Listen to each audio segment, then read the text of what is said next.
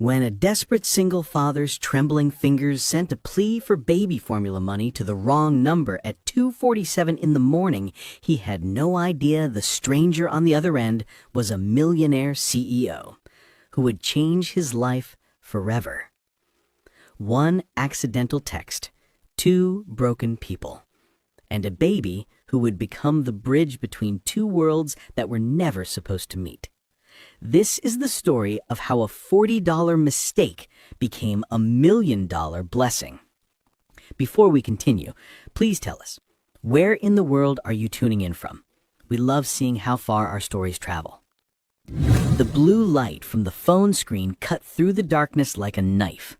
Lincoln Drew's hands were shaking so badly he could barely hold the device steady. 2:47 a.m. The numbers on his cracked screen mocked him. In the next room, 8-month-old Talia had finally stopped crying. 3 hours. 3 endless hours of screaming that had echoed through the paper-thin walls of their cramped Chicago apartment. The neighbors had banged on the wall twice. Lincoln had just stood there in the kitchen, bouncing his daughter, whispering apologies to both her and the angry strangers on the other side of the plaster. The formula can on the counter sat nearly empty. Maybe 2 feedings left if he was careful, if he watered it down just a little more than the instructions said. Not enough to hurt her, just enough to stretch it. His bank account glowed on the screen, $47.23. Rent was due in 4 days. 4 days to come up with $850 or they'd be out on the street. Again. Lincoln scrolled through his contacts, his vision blurring. Pride was a luxury he couldn't afford anymore, not when his baby was hungry. He found his cousin Marcus's number and started typing fast before he could talk himself out of it.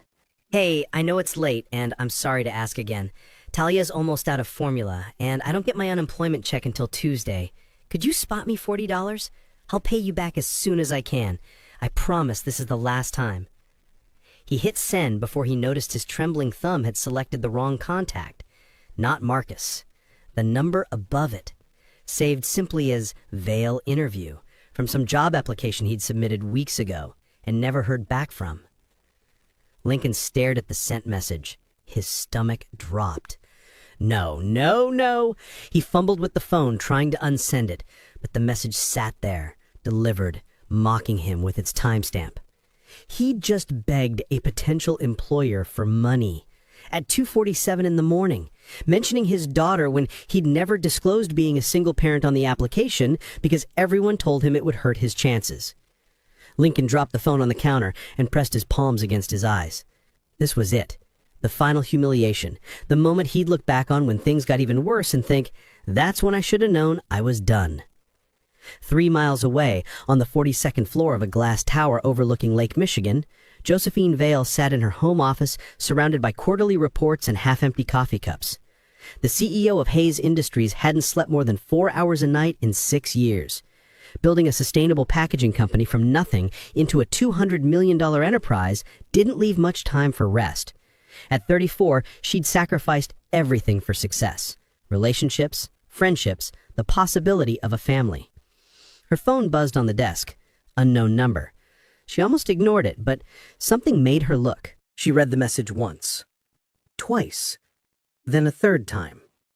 This wasn't a scam. Scammers didn't ask for $40.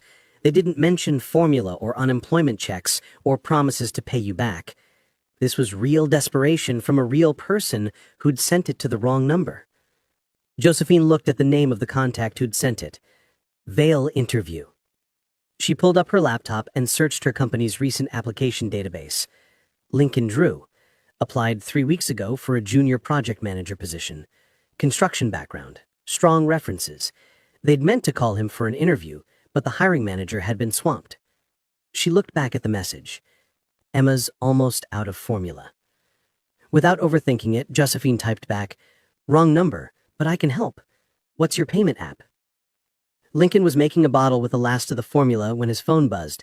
He nearly dropped it when he saw the response. His fingers were numb as he typed back. "I'm so sorry. I meant to text my cousin. Please forget this happened. The response came within seconds. Don't apologize. Everyone needs help sometimes. Baby formula is a necessity, not a luxury. What's your payment app? Lincoln stood frozen in his tiny kitchen, the formula bottle in one hand, his phone in the other. This couldn't be real. People didn't do this. Strangers didn't help. Not in the real world, not at 2:47 in the morning. But he gave her his payment app information because what choice did he have? Talia needed to eat. Pride didn't keep babies fed. 5 minutes later, his phone dinged with a notification. Josephine Vale sent you $200. Lincoln's knees buckled. He grabbed the counter to steady himself, the formula bottle clattering into the sink. $200. Not 40. 200. He slid down to the floor right there in the kitchen, his back against the cabinet, and cried.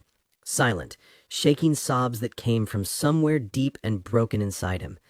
The kind of crying he never let himself do when Talia was awake, because he had to be strong for her. He had to be everything